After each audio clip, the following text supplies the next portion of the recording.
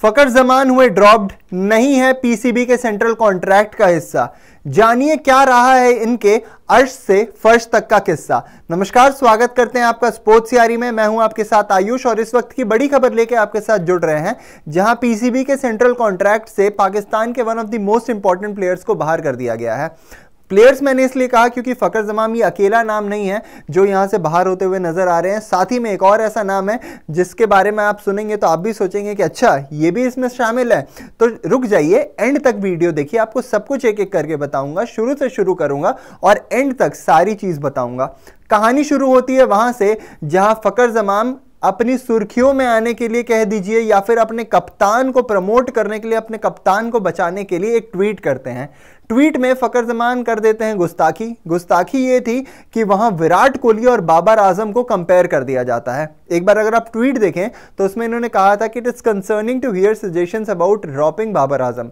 India did not bench Virat Kohli during his rough stretch between 2020 to 2023। वो जो एक rough phase आया था जिसके बारे में सब कोई बात करता है, वहां पे उन्होंने उनकी एवरेज भी निकाल दी कि उनकी एवरेज वहां पे 19.33, 28.21 और 26.250 रिस्पेक्टिवली थी। साथ ही में इन्होंने ये भी यहां पे करार किया गया कि ना केवल वो सबसे प्रीमियर बैट्समैन है, ये सबसे बेस्ट पाकिस्तानी बैटर हैं जो प्रोड्यूस हो चुके हैं आर्ग्यूएबली। ये भी उन्होंने करार कर दिया।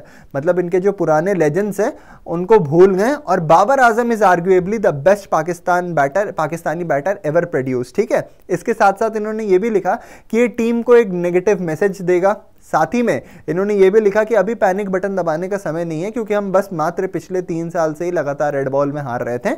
ऐसी बात नहीं है, अभी कम से कम 30 साल हार जाने दो, उसके बाद पैनिक बटन दबाया जाएगा। इसके साथ इन्होंने ये भी लिखा कि we should focus on safeguarding और की प्लेयर, खैर यार की प्लेयर आपका आज बाहर बैठा हुआ है, पर की प्लेयर को सेफगार्ड किया जाए रादर देन अंडरमाइनिंग देम। शुरुआत होती है यहां से इस ट्वीट के साथ। अब ये अपने नंबर बढ़ाने के लिए फकर जमान ने लिखे थे या फिर फकर जमान को सच में ऐसा था कि हाँ मतलब मैंने इस कप्तान के अंडर खेला है जिसने मुझे ओपनिंग नहीं दी मेरे फॉर्म लगने के बावजूद और मैंने ही बचाया है। आप बात करें फकर जमान के परफॉर्मेंस की तो बाबर आजम की कप्तानी को अगर कोई बचाने वाला है ना तो एकमात्र ये बंदा रहा है, क्योंकि हर इंपॉर्टेंट मोमेंट पे इसने स्टेप अप किया है, हर इंपॉर्टेंट मोमेंट में इसने बाबर की स्टैट पैडिंग को बचा लिया है। ठीक है, अब आप एग्जांपल्स पूछेंगे, मैं आपको एग्जांपल्स बता देता हूं। 2-3 एग्जांपल्स हैं जो सबसे ज्यादा रिनाउंड एग्जांपल है जो आपको याद आता है, आप देख लीजिए। सबसे पहला चैंपियंस ट्रॉफी फाइनल इंडिया के सामने, वहां पे मैच विनिंग नॉक खेला। साथ ही साथ बात करें आप T20 वर्ल्ड कप में जहां मिचेल स्टार्क को छक्के लगाए थे और पाकिस्तान को एक अच्छे फेस पे पहुंचा दिया था। साथ ही साथ अगर आप बात करें इस पिछले साल जो ODI वर्ल्ड कप हुआ था भारत में, वहां पे न्यूजीलैंड के सामने आपको याद है फकर जमान अकेला बंदा था जो इतनी तेज खेल गया कि DRS भी हुआ जब बारिश के बाद, तो वहां पे DRS में आगे थी क्योंकि पाकिस्तान की टीम, तो वहां पे न्यूजीलैंड के खिलाफ उन्हें विजेता करार किया गया था। ये कुछ ऐसे बड़े एग्जाम्पल्स हैं जो आपको याद आते हैं जब फकर जमान के कंट्रीब्यूशन को आप देखते हो। हाँ बिल्कुल, ये आप डिबेट कर सकते हो कि जिस कैलिबर के बैटर है कंसिस्टेंट नहीं रहे उस तरीके से, पर सवाल यह है कि यहां क्या पीसीबी ने बदला लिया है, क्योंकि पीसीबी ने पहले ही सोच लिया था कि बाबर आजम को हम ड्रॉप करेंगे और पीसीबी के दिमाग में यह लगातार चल रहा था कि परफॉर्मेंस नहीं है बाबर आजम की, पिछले 18-20 इनिंग से फ्लॉप ही चल रहे हैं बाबर आजम, एक 50 तक नहीं है, तो क्या बाबर आजम को रखना चाहिए। और उस बीच कुछ ऐसा लिखना कहीं ना कहीं इतने नाजुक समय में जहां चैंपियंस ट्रॉफी आगे खड़ी हो चुकी है, जहां चैंपियंस ट्रॉफी में हो सकता है कि आपका चयन हो जाए, आप वहां पे उनके शायद विरुद्ध जाने की कोशिश करते हो, शायद ऐसा लगा हो पीसीबी को। और यहां पे जो सेंट्रल कॉन्ट्रैक्ट आता है, सेंट्रल कॉन्ट्रैक्ट से आपको फकर जमान का नाम, वहां पे पूरे फकर जमान का जो नाम है वो पूरे तरीके से गायब दिखता है।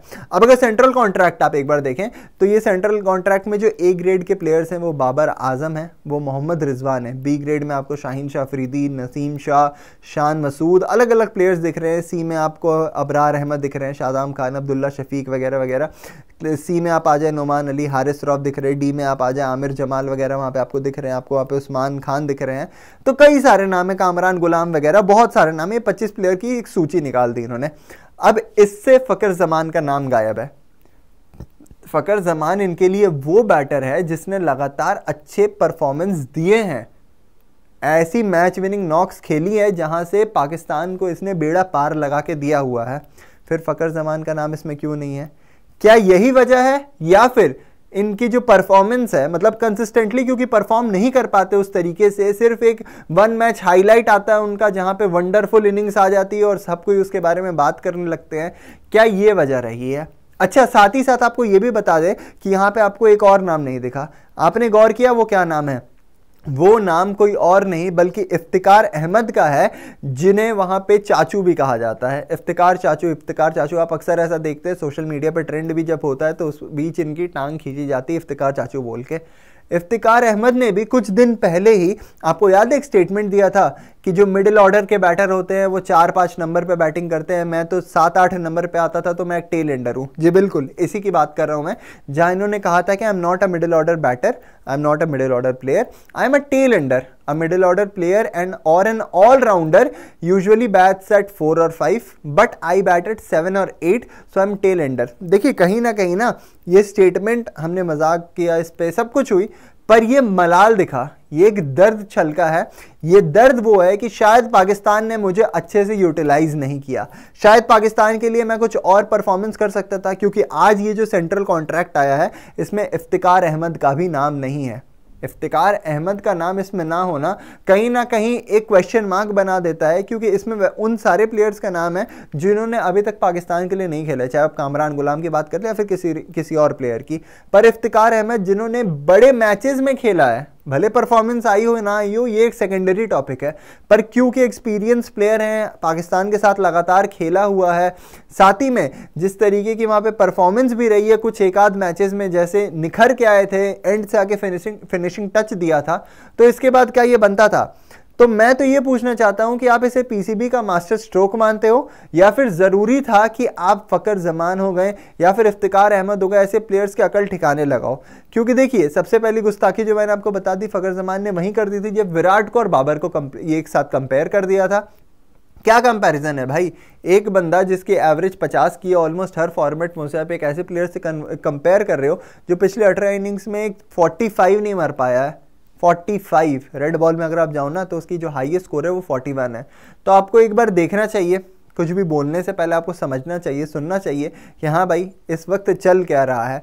शायद हो सकता है कि कंसिस्टेंटली क्योंकि परफॉर्म ना कर रहे हो इस वजह से भी यहाँ पे फकर को बाहर रखा हो, शायद हो सकता है कि बदला ले रही हो पीसीबी, जो भी वजह है कमेंट सेक्शन में आपसे हम जानना चाहेंगे कि आपको क्या लगता है, क्योंकि अभी जो सेंट्रल कॉन्ट्रैक्ट है उसमें तो नाम नहीं दिख रहा है, और क्योंकि चैंपियंस ट्रॉफी आने वाली है, पता है ना 2025 में चैंपियंस ट्रॉफी आने वाली है। चैंपियंस ट्रॉफी में इनका सबसे इंपॉर्टेंट बैटर मेरे हिसाब से, या फिर आप जिस तरीके से प्रेशर मैचेस में इसने परफॉर्म किया उस हिसाब से भी देखें ना तो फकर ही रहे हैं। और क्योंकि इंडिया वर्सेस पाकिस्तान भी अगर चैंपियंस ट्रॉफी होगी तो होगा ही, उसमें अगर आप अपने तुरुक के इक्का को निकाल के बाहर फेंक देते हो, बाहर रख देते हो, तो फिर आप किस टीम के साथ आओगे? देखना दिलचस्प रहने वाला है कि इनकी टीम क्या रहने वाली है, फकर जमान को मौका मिलता है इसके बाद या नहीं, या फिर यहाँ से कुछ उलटफेर हो सकता है। जो भी होगा आपको सबसे पता चलेगा स्पोर्ट्स सियारी पे, तो लाइक शेयर सब्सक्राइब करना बिल्कुल भी मत भूलिएगा। अभी के लिए दीजिए मुझे इजाज़त। जय हिंद, जय भारत।